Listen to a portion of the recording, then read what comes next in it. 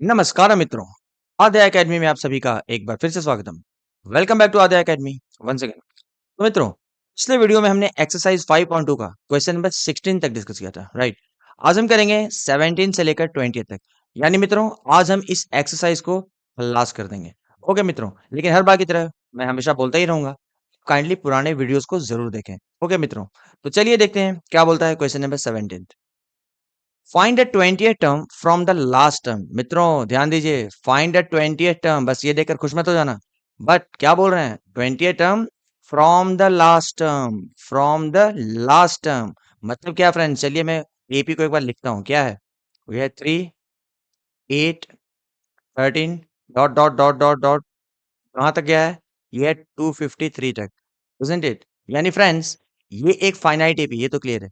लेकिन देखिए यहाँ पर बोल क्या रहा है ना, कि आपको 20th टर्म फाइंड करना है, लेकिन इधर से नहीं। ये क्या है? From the beginning. जैसे कि ये आपका फर्स्ट टर्म है, ये आपका सेकंड टर्म है, ये आपका थर्ड टर्म है। उसी तरीके से फोर्थ, फिफ्थ, मतलब फ्रॉम द बिगिनिंग 20th नहीं बोल रहे हैं। वो क्या बोल रहे हैं?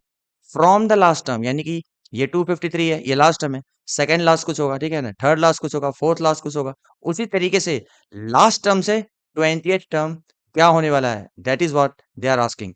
मित्रों, आपको क्या लगता है, बहुत डिफिकल्ट है? अरे कुछ भी नहीं है। ऐसे सम में करना क्या है, देखिए, आप क्या करो ना, इस पूरे एपी को 180 डिग्री से घुमा दो। मतलब क्या है मित्रों? यानी कि जो लास्ट टर्म था उसको आप फर्स्ट टर्म कर दीजिए। क्या? जो लास्ट टर्म था उसको आप फर्स्ट टर्म कर दीजिए। यानी कि लास्ट टर्म क्या हो गया? 253 हो गया। और जो फर्स्ट टर्म था ना, वो हो जाएगा लास्ट टर्म। मतलब मित्रों, इस एपी को मैंने क्या किया? 180 डिग्री से घुमा दिया। यानी ये थर्ड टर्म जो था ना, वो क्या बन जाएगा? वो थर्ड लास्ट टर्म बन जाएगा। सेकंड टर्म जो था, वो सेकंड लास्ट टर्म बन जाएगा। और फर्स्ट टर्म जो था ना, वो बन जाएगा लास्ट टर्म इस एपी में। ऐसा हमने किया क्यों पता है? क्योंकि हमें बहुत ही साधारण सा फॉर्मूला पता है। क्या? एन टर्म का फॉर्मूला क्या होता है? इट इज, एन टर्म का फॉर्मूला अभी तो याद होगा ना आपको। ए एन क्या होता है मित्रों? A plus N minus one into D, यही होता है ना। तो ये एन टर्म का जो फॉर्मूला हमने सीखा है ना, ये क्या होता है ना? An term from the beginning. Okay, तो अब ये तो बोल दिया फ्रॉम द एंड, तो हमने क्या किया? इसको उल्टा घुमा दिया, इजंट इट? उल्टा घुमाने से क्या फायदा हुआ? कि ये जो एंड था ना, वो क्या बन गया? फर्स्ट टर्म बन गया। ओके, अब मैं क्या करूंगा? इधर से 20 टर्म फाइंड कर लूंगा। मतलब 253, क्योंकि अब ये फर्स्ट टर्म बन गया ना। इधर से अगर हम 20 टर्म फाइंड कर रहे हैं, तो इनडायरेक्टली क्या हो गया? वो इधर से जो पहला एपी था, उधर से मतलब 20 टर्म हो गया। यानी कि फ्रॉम द लास्ट टर्म, क्योंकि हमने अब लास्ट टर्म को फर्स्ट टर्म बना दिया। हो गया मित्रों? आई होप आपको समझ में आ गया होगा। तो देखिए, अब ये क्या हो गया फ्रेंड्स? ये हमारा एक नया एपी बन गया, isn't it? मतलब क्या है? अब इसमें फर्स्ट टर्म क्या हो गया फ्रेंड्स? अब फर्स्ट टर्म जो है वो हो गया 253। हो गया मित्रों? और कॉमन डिफरेंस क्या हो गया मित्रों? हमें हमेशा सीखा है क्या? Next term minus previous term, next term minus previous term. Okay, तो अब हम क्या करेंगे? ये सेकंड लास्ट टर्म से थर्ड लास्ट टर्म को माइनस करेंगे, मतलब नेक्स्ट माइनस प्रीवियस। यानी फ्रेंड्स, कॉमन डिफरेंस हो जाएगा 8 minus 13, which is equal to how much मित्रों? -5। देख रहे हैं फ्रेंड्स? मतलब ये देखिए, ओरिजिनल भी था ना, उसका डिफरेंस तो आपको कितना? 8 माइनस 3 5 था। लेकिन आपने उल्टा कर दिया, 180 से घुमा दिया, तो उसका डिफरेंस क्या हो गया? नेगेटिव हो गया। यानी कि साइन उल्टा हो गया, यानी कि प्लस से माइनस हो गया। डिफरेंस मैग्नीट्यूड वाइज उतना ही है 5, लेकिन साइन बदल गया। चलिए कोई बात नहीं है। अब ये इस एपी का कॉमन डिफरेंस क्या मिला? -5। तो फ्रेंड्स, अभी कितना आसान हो गया। ये जो एपी हमें मिला है ना, जो हमने बनाया है, उसका 28 हम फाइंड कर दीजिए इधर से। तो फ्रेंड्स, जनरल फॉर्मूला वही यूज करेंगे। क्या? A N is equal to A plus N minus one into D, isn't it? यही तो करते हैं ना। एन टर्म हमें कौन सा टर्म बोल रहा है? From 28 term. तो 28 टर्म यानी कि मित्रों A20 is equal to how much? First term क्या है? First term is 253। तो यहाँ पे आप लिख दीजिए 253 plus N minus one. N क्या है मित्रों? 20। तो यहाँ पे आप कर दीजिए 20 -1। और डी क्या मिला फ्रेंड्स? वो मिला -5। यानी -5 से मल्टीप्लाई कीजिए। अब करना क्या है? इसको बस सिंप्लीफाई कर देना। तो A20 यानी कि 28 टर्म क्या होगा फ्रेंड्स? वो हो जाएगा 253 plus what is 20 minus 1? Obviously 19, and 19 into -5। Okay मित्रों, which is equal to how much? 253 and what is 19 into 5? 19 into 5 is 95, isn't it? यानी कि -95। बट तो फ्रेंड्स, ये अल्टीमेटली क्या बन गया? 28 टर्म क्या हो गया? 28 टर्म हो गया A20 जो है वो हो गया 253, और ये प्लस माइनस क्या हो गया? माइनस हो गया, -95। ओके मित्रों, जब इसको आप फर्दर सिंप्लीफाई करेंगे, तो A20 यानी 20 टाइम क्या मिलेगा? देखिए, 13 में से 5 गया तो क्या बचा? 8, इजंट इट? यहाँ क्या बचा? 4। तो 14 में से 9 गया तो क्या बचा? 5। और इधर बचा 1, 1 माइनस 0 इज 1। यानी कि मित्रों, हमारा जो 28 टर्म मिला from the end, from the end बोला था ना, तो हमने क्या किया? इसको उल्टा कर दिया। यानी कि ये जो नया एपी हमने फॉर्म किया उसका हो गया फ्रॉम द बिगनिंग। तो अल्टीमेटली हमारी मकसद पूरी हो गई, इजंट इट? मतलब हमारे 28 हम जो मिला वो क्या मिला फ्रेंड्स, वो मिला 158।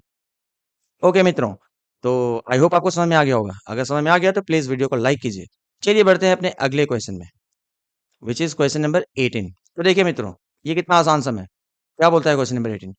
The sum of the fourth and eighth terms of AP is 24 and the sum of sixth and tenth terms is 44। मतलब मित्रों आपके पास एक AP है, ठीक है, उसके फोर्थ और एट्थ टर्म का सम जो है ना वो आपको दिया है कितना 24, और उसी एपी का सिक्स्थ और टेंथ टर्म का जो सम है वो भी आपको दिया है कितना 44।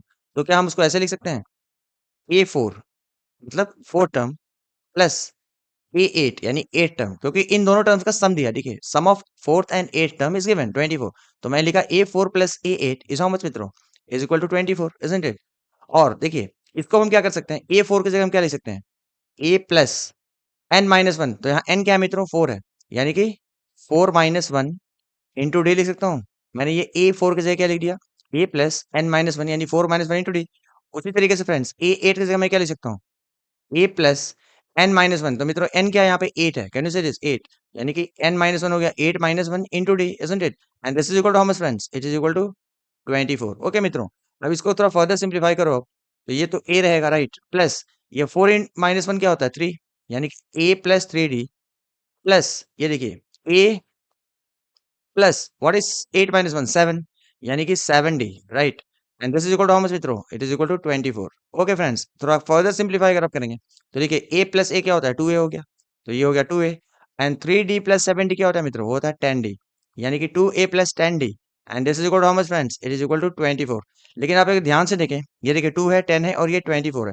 तो अगर मैं दोनों साइड मतलब ये इक्वेशन के लेफ्ट साइड और राइट साइड दोनों साइड अगर मैं 2 से डिवाइड कर दूं तो क्या होगा मित्रों, देखिए डिवाइडिंग बोथ द साइड्स। या फिर आप एक और भी काम कर सकते हैं, आप लेफ्ट साइड में 2 कॉमन ले लीजिए, तो क्या होगा मित्रों, तो हो जाएगा 2, 2 कॉमन लिया इसमें से और इसमें से, तो क्या बचेगा, a प्लस 10 में से 2 बाहर आ गया तो क्या बचा 5, यानी a plus 5d is equal to how much friend, is equal to 24।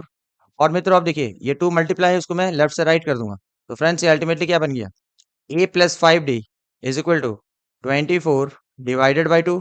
Okay, तो फाइनली हमें ये इक्वेशन क्या मिला मित्रों, a plus 5d and that is equal to 2 से अगर आप 24 को कैंसिल करें तो क्या मिलेगा 12, यानी a प्लस 5d मिला, वो कितना मिला मित्रों, वो मिला 12। यानी फ्रेंड्स ये हमारा हो गया first equation, can you say this? क्योंकि हमें क्या दिया था, सम ऑफ फोर्थ और एट टर्म दिया था विच इज 24, तो उसका यूज करके ये जो देखिए A4 प्लस A8 इसका यूज करके हमने एक इक्वेशन बनाया, a plus 5d is equal to 12। उसी तरीके से फ्रेंड्स देखिए sum of sixth and tenth term is also given, sum of sixth and tenth term is also given. तो चलिए एक लाइन ड्रॉ करता हूँ और हम दूसरे इक्वेशन का यूज करते हैं, क्या, sum of sixth and tenth term. तो क्या मैं उसको ऐसे लिख सकता हूँ, A6 प्लस A10 क्या हो गया मित्रों, six term plus 10 term and that is equal to how much, it is equal to 44। तो यहाँ हम लिख देंगे 44। ओके फ्रेंड्स, अब देखिए A6 को हम क्या लिख सकते हैं, a प्लस n-1। तो यहाँ n क्या है फ्रेंड 6 है, यानी कि 6 - 1 इंटू डी। ओके, प्लस ये A10 की जगह हम क्या लिख सकते हैं, a plus 10 - 1 into D and that is equal to how much मित्रों, इट इज इक्वल टू 44। अब इसको अगर हम फर्दर सिंप्लीफाई करेंगे तो ये क्या बन जाएगा, a प्लस 6 - 1 होता है 5d, राइट? एंड प्लस ये a plus what is 10 - 1, 9, 9 into D क्या होता है मित्रों, वो होता है 9d and this is equal to how much 44। Okay मित्रों, अब देखिए ये a प्लस a हो गया 2a, isn't it? And plus ये 9 प्लस 5, 5 प्लस 9 क्या होता है मित्रों 14, यानी कि 14d and this is equal to how much friends, it is equal to 44। Just like previous equation, ये 2 है और ये 14 है, तो क्या इन दोनों में से मैं 2 कॉमन ले सकता हूँ, तो 2 मैंने कॉमन ले लिया, तो क्या होगा friends, a plus now 2 into what is 14, तो 2 इंटू 7, तो a plus 7d is equal to how much friends, it is equal to 44। अब मैं क्या करूंगा, ये 2 को लेफ्ट से राइट में ले जाऊंगा तो डिवाइड हो जाएगा, यानी a प्लस 7d जो होगा फ्रेंड्स वो क्या हो जाएगा, वो हो जाएगा 44 डिवाइडेड बाई 2, 2 1 जा एंड 2, 2 जा एंड 2 2 जा। तो मित्रों देखिए हमें एक सेकंड इक्वेशन मिला, क्या, a plus 7d is equal to how much 22। तो फ्रेंड्स ये हमें मिला एक सेकंड इक्वेशन। तो अभी तक तो आप समझ गए होंगे क्या करना है। ये दोनों इक्वेशंस को हम कैसे करेंगे, एलिमिनेशन मेथड से, जो आप जूनियर क्लास से करते आ रहे हो उसको सॉल्व करेंगे। तो इससे हमें क्या मिलेगा, ए और डी दोनों के वैल्यूज मिल जाएंगे। यहाँ एक और लाइन ड्रॉ करता हूँ मैं, ठीक है। देखिए हमारा फर्स्ट इक्वेशन क्या है, a plus 5d is equal to 12। तो मैं लिख देता हूँ a plus 5d is equal to 12। और दूसरा इक्वेशन क्या है, a plus 7d is equal to 22। A plus 7d is equal to how much friends, is equal to 22। अब हम क्या करते हैं आपको पता ही है, मैं क्या कर रहा हूँ, ये सेकंड इक्वेशन को फर्स्ट से सब्ट्रैक्ट कर रहा हूँ। चाहो तो आप यहाँ पे लिख दो क्या, सब्ट्रैक्टिंग इक्वेशन कौन सा, ठीक है, 2 को मैं फर्स्ट से सब्ट्रैक्ट कर रहा हूँ, ये 2 है, सेकंड इक्वेशन है, तो सब्ट्रैक्टिंग इक्वेशन 2 फ्रॉम इक्वेशन 1। तो हमें क्या होगा फ्रेंड्स, देखिए आपको पता है सब्ट्रैक्शन में क्या होता है, साइन चेंज हो जाते हैं। जो प्लस है वो क्या बन जाएगा, माइनस। ये भी प्लस है तो ये बन जाएगा माइनस, और ये भी प्लस है तो ये भी बन गया माइनस। लेकिन फ्रेंड्स इसका बेनिफिट क्या मिला, देखिए ये प्लस है और ये माइनस है, तो ये एलिमिनेट हो गया, इजंट इट, कैंसिल आउट हो गया। अब देखिए 5d और ये माइनस 7d, तो 5 माइनस 7 क्या होता है मित्रों, होता है -2, यानी कि -2d, and that is equal to how much friends, 12 minus 22। 12 में से 22 माइनस करो तो क्या मिलेगा मित्रों, वो मिलेगा -10। ओके फ्रेंड्स, इससे हमें क्या मिला, डी की वैल्यू मिल गई, D is how much, -10 divided by -2। जब इसको कैंसिल करेंगे तो माइनस माइनस हो गया कैंसिल, और 2 इंटू 5 इज 10। तो मित्रों देखिए हमें डी का वैल्यू क्या मिला, डी हमें मिल गया 5। अब आप बताइए कि अगर आपको डी मिल गया तो इन दोनों में से कोई भी इक्वेशन का यूज करके आप क्या कर सकते हो, ए भी फाइंड कर सकते हो। तो ये काम करते हैं, putting D is equal to how much, 5 in equation 1, क्योंकि इक्वेशन 1 थोड़ा छोटा है comparatively second one.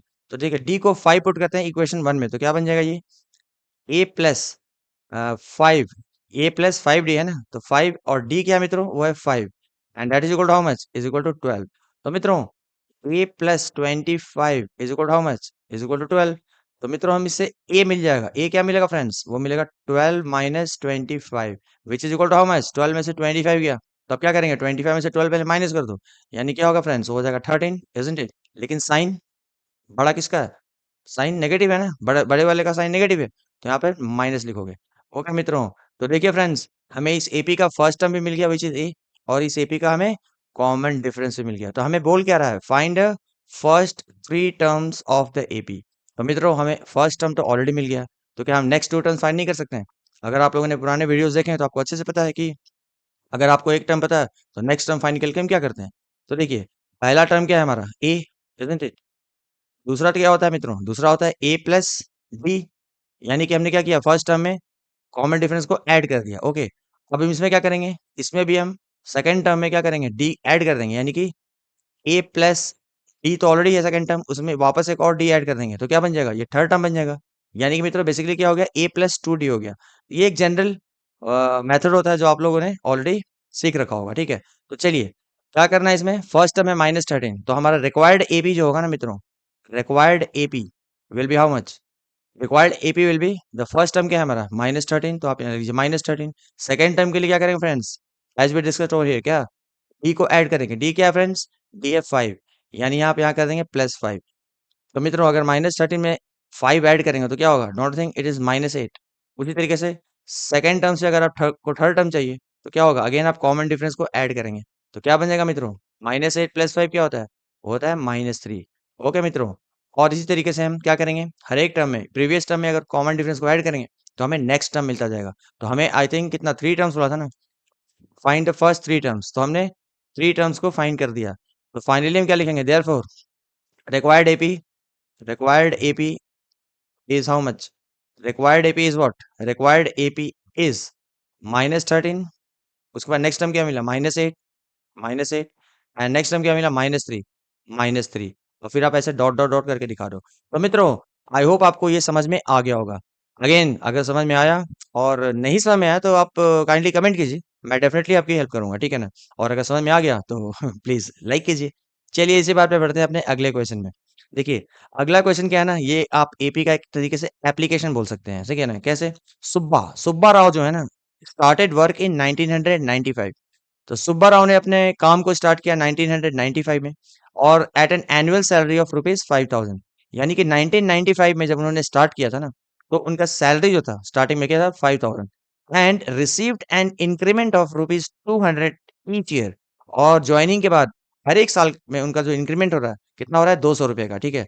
In which year did his income reach ₹7000। तो मित्रों आपको समझ में आया क्या करना है इसमें, देखिए सबसे पहले क्या किया उन्होंने, 1995 में उन्होंने कंपनी ज्वाइन की, ठीक है, कंपनी या फर्म जो भी आप बोलिए। क्या था उस वक्त सैलरी कितनी थी, ₹5000। ओके मित्रों, ₹5000 उनका सैलरी था। अब क्या बोल रहा है, हर साल ₹200 इंक्रीज हो रहा है। यानी कि फ्रेंड्स एंड 96 में उनकी सैलरी क्या हो गई होगी? 5,000 रुपये तो था ही।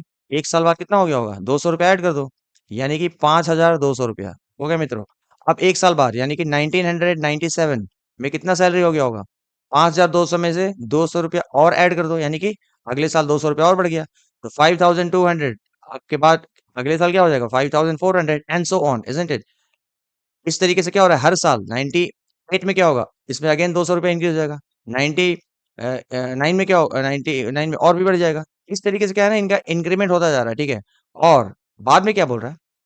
इन विच ईयर, कौन से साल में डिड हिज इनकम रीच 7,000? तो फ्रेंड्स वो नौकरी करते गए करते गए करते गए करते गए, और देखिए सैलरी भी इंक्रीज हो रहा है, राइट। तो कोई ना कोई तो ऐसा ईयर आएगा, राइट, जब उनकी सैलरी कितनी हो जाएगी? 7,000 रुपीज। ओके मित्रों, उनकी सैलरी कितनी होगी? 7,000 रुपीज। क्योंकि हमसे क्या पूछ रहा है? कौन से साल में, in which year did his income reach 7,000?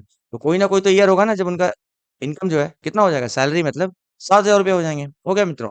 तो देखिए अगर आप ध्यान से अगर देखें ना, उनका जो सैलरी है ना हर साल, देखिए 95 5,000, 96 5,200, 97 5,400। तो ये जो उनका तो सैलरी है ना, ये एक सीक्वेंस बन रहा है, isn't it? देखिए ना, सीक्वेंस बन रहा है, राइट। और ये सबसे बड़ी बात क्या है, ये सीक्वेंस जो है ना, ये एपी में है। This sequence, the sequence is in AP. कैसे? ये सीक्वेंस एपी में है, कैसे? देखिए, next term minus previous term, मतलब मैं डी फाइन कर रहा हूँ, ठीक है मित्रों।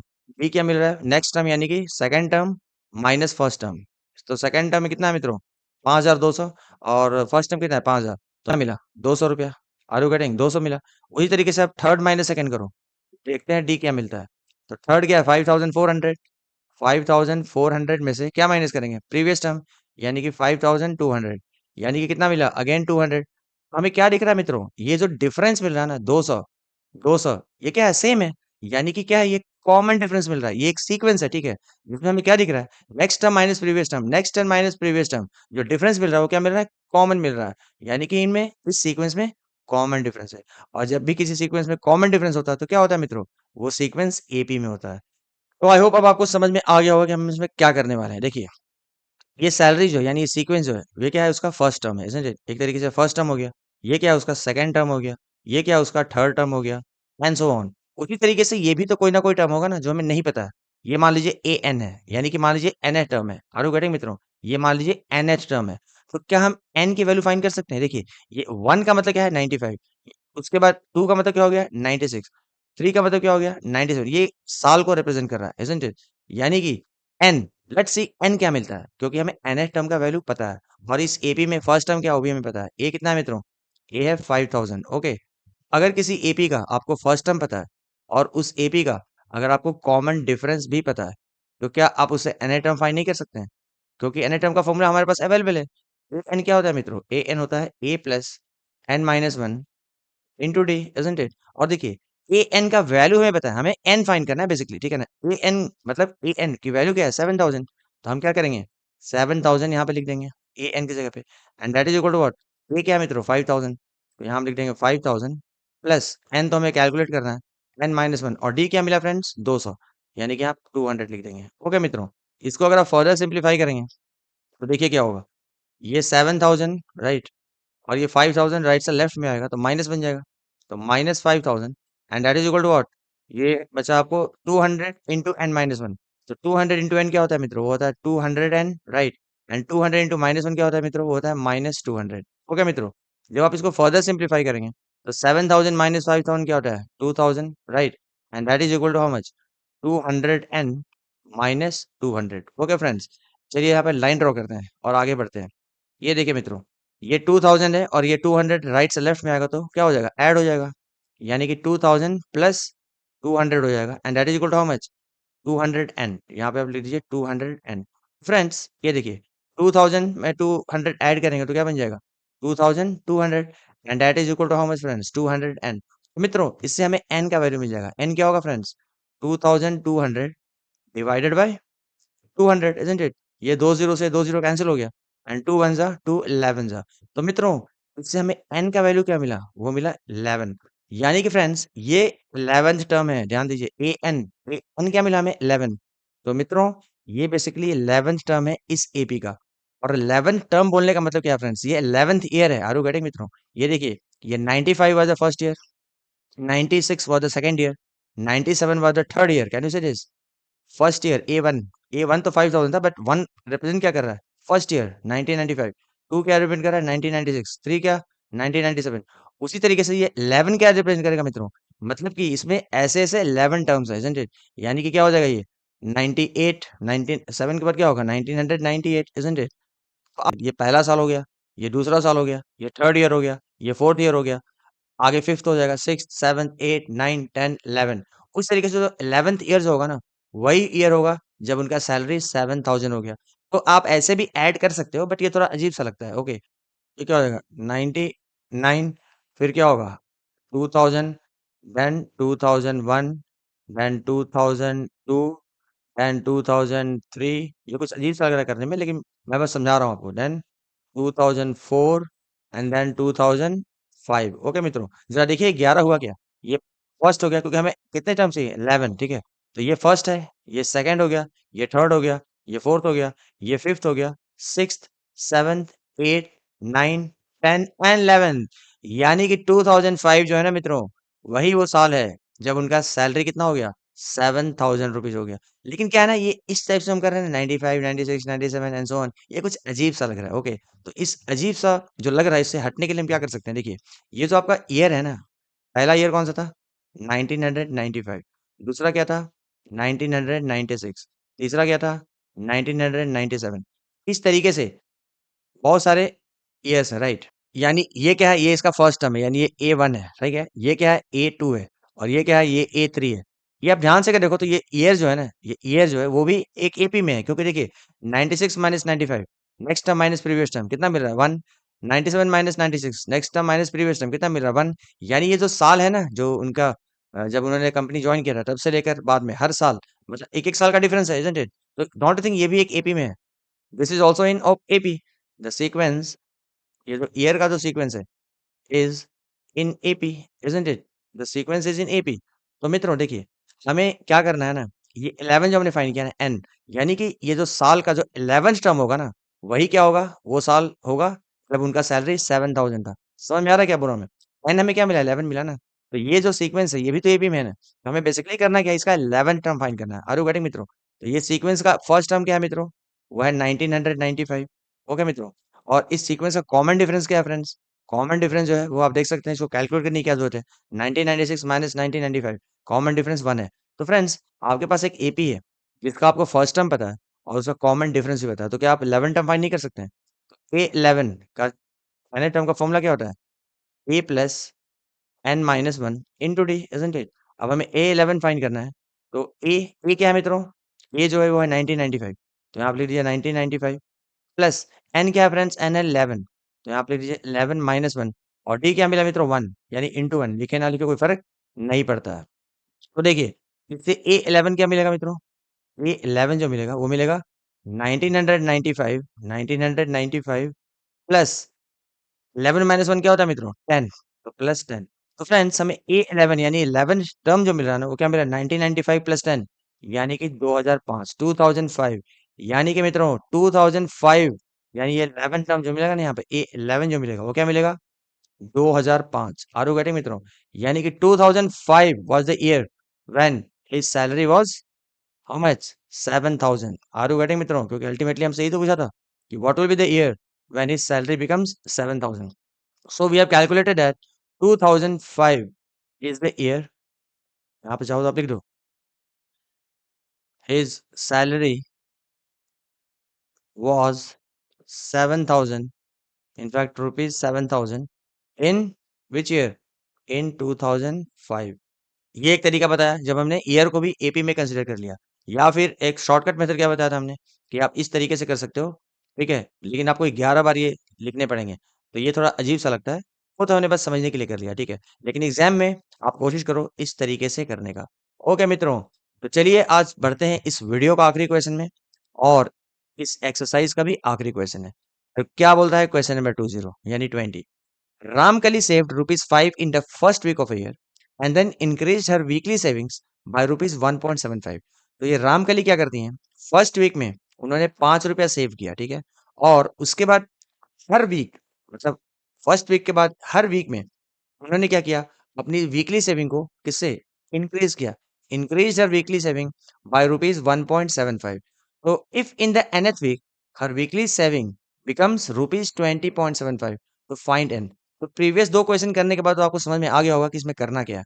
देखिए, first week first week first week में उसने कितना सेव किया था? 5 रुपया, राइट, रुपीज 5, इजंट इट? कितना? रुपीज 5। क्या बोल रहे हैं? हर वीक में, हर एक वीक के बाद वो कितना इंक्रीज करिए सेविंग से? 1.75। यानी कि मित्रों, सेकेंड वीक में उसकी सेविंग क्या हो जाएगी? रुपीज 5 में 1.75 ऐड कर दो, यानी हो जाएगा रुपीज 6.75। ओके मित्रों, उसी तरीके से थर्ड वीक में उसका सेविंग क्या हो जाएगा? थर्ड वीक में उसका सेविंग हो जाएगा, इस 6.75 में आप 1.75 ऐड कर दो, तो 6.75 में 0.75 जो आप ऐड करोगे तो हो जाएगा 7.50 एंड +1 यानी 8.50 rupees. How much? 8.50। Are you getting friends? एक बार फिर से चेक कर लो, 6.75 इसमें 0.25 ऐड करें तो 7 हो जाए, 7 पॉइंट, हाँ 8.50। तो फ्रेंड्स, ये देखिए इसकी जो सेविंग है ना कुछ इस टाइप से है। तो मैं रुपीज नहीं लिख रहा हूँ, डायरेक्ट ऐसे लिख रहा हूँ, 5 6.75 एंड देन 8.50। ये उसकी सेविंग है, वीकली सेविंग। पहला वीक में था 5, दूसरे वीक में हो गया 6.75, थर्ड वीक में हो गया 8.50।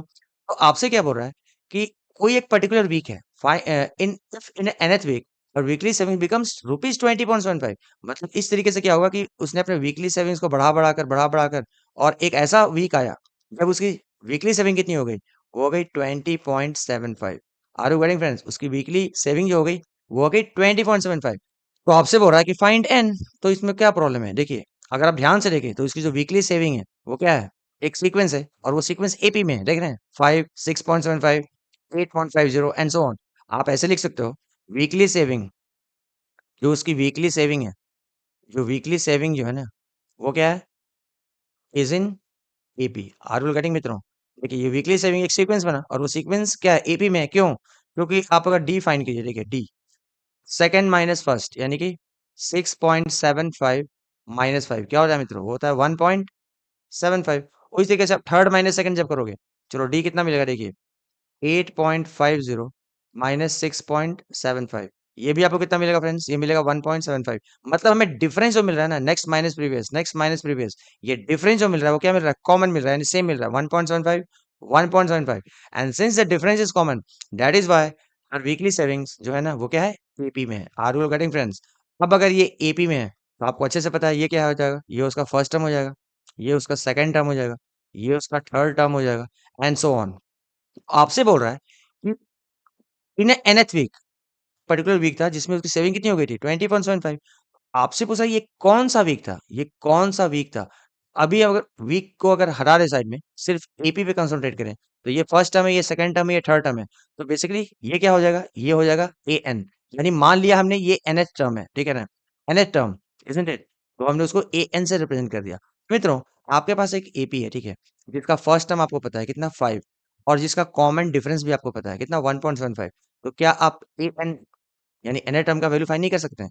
ये देखिए एएन, एएन क्या होता है मित्रों? वो होता है A plus N minus one into D. Ultimately हमें एन का वैल्यू फाइंड करना है। nth टर्म का वैल्यू तो दिया ही है हमें कितना? 20.75। लेकिन एन क्या है वो हमें नहीं पता है। तो मित्रों ए एन की जगह पे हम क्या लिखेंगे? 20.75। तो ये हो गया 20.75 इज इक्वल टू ए क्या है फ्रेंड्स? ए मिला है 5, तो ये हो गया 5 प्लस एन क्या है मित्रों? एन हमें फाइंड करना है, तो एन माइनस वन, डी मिला है 1.75, यानी 1.75 से आप इसको मल्टीप्लाई करेंगे। Are you all getting friends? अब देखिए, इसको फर्दर सिंप्लीफाई जो आप करेंगे तो 20.75 20.75, ये 5 राइट से लेफ्ट में आएगा तो हो जाएगा -5 and this is equal to how much friends? ये देखिए, ये पहले आप इसको ऐसे ही रहने दीजिए, कितना? n-1 into 1.75। ओके, चलिए लाइन ड्रॉ करते हैं, आगे बढ़ते हैं। ये देखिए, ये क्या है मित्रों? ये है 20.75 -5, तो ये क्या हो जाएगा फिर? ये हो जाएगा 15.75, इज़न्ट इट? कितना? 15.75। 20.75 में से 5 माइनस करोगे तो क्या होगा? 15.75 and this is equal to how much friends? It is equal to 1.75 into n-1। n-1 into 1.75 बोलिए, या 1.75 इंटू n-1 बोलिए, एक ही बात है। अब देखिए मित्रों, ये 1.75 को मैं राइट से लेफ्ट में ला रहा हूँ, तो क्या होगा फ्रेंड्स? ये मल्टीप्लाई है तो डिवाइड हो जाएगा, यानी 15.75 divided by 1.75 is equal to how much friends? Is equal to n-1, क्योंकि यहाँ बस अब n-1 बचा। अब देखिए, ये क्या है 15.75 राइट और ये है 1.75। अगर मुझे डेसिमल्स हटाने हैं तो क्या करना होगा? मैं ऊपर 100 से मल्टीप्लाई कर दूँगा और नीचे भी 100 से मल्टीप्लाई कर दूँगा and this will give me how much n-1। तो इससे क्या बेनिफिट मिला फ्रेंड्स? इससे ये बेनिफिट मिला कि ये बन गया क्या 1575 isn't it? 15.75 into 100 becomes 1575 isn't it? और ये क्या हो जाएगा friends 1.75 into 100 is 175 and this is equal to what n-1। इसको जरा अगर हम सिंप्लीफाई करें, चलिए इसको नेक्स्ट साइड में करते हैं। ये देखिए मैं इसको लिख सकता हूँ n-1 is equal to n-1 is equal to how much 1575 upon 175।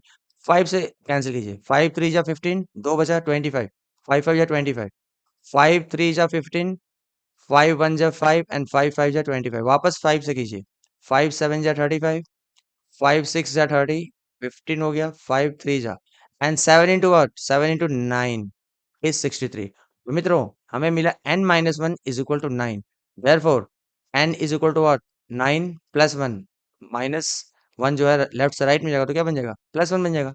तो मित्रों हमें n क्या मिला? n मिला 10। यानी कि फ्रेंड्स 10th वीक ऐसा था ना, देखिए उसने फर्स्ट वीक में इतना सेव किया, सेकंड वीक में इतना सेव किया, थर्ड वीक में इतना किया, मतलब इंक्रीज होता गया होता गया होता गया और ये हमें एन टर्म यानी n क्या मिला मित्रों 10। यानी कि ये बेसिकली 10th वीक है मित्रों। ये देखिए ये फर्स्ट वीक था, ये सेकंड वीक था, ये थर्ड वीक था। तो ये हमें क्या मिला A10 मिला। यानी मित्रों ये 10th वीक था। 10th week was the week जब उसकी वीकली सेविंग कितनी हो गई 20.75। तो हमें फाइनली क्या लिखना है मित्रों? तो एक बार क्वेश्चन देख लीजिए क्या लिखा है। If in nth week her weekly saving becomes 20.75, find n। So we simply have to find the value of n। ठीक है? तो आप कुछ स्टेटमेंट ना भी लिखो तो भी चलेगा। लेकिन आपको समझना पड़ेगा कि n का मतलब क्या है? n is the week. कौन सा वीक? nth वीक मतलब कि 10th वीक। n क्या मिला 10। तो 10th week was the week जब उसकी सेविंग कितनी हो गई 20.75। तो मित्रों इसी क्वेश्चन के साथ हमने एक्सरसाइज 5.2 को पूरी तरीके से कंप्लीट कर लिया है। अगर आपको मेरी पढ़ाई हुई चीज़ समझ में आए then please like the video और अपने ढेर सारे मित्रों के पास शेयर करें, इज़न्ट इट? क्योंकि आपको पता है कि थोड़ा उनको भी हेल्प मिलेगा और मुझे तो काफ़ी मज़ा आएगा। तो चलिए इसी बात पर हम लोग मिलते हैं अपने अगले वीडियो में। तब तक के लिए आप लोग का ध्यान रखिए। Bye bye, take care, enjoy.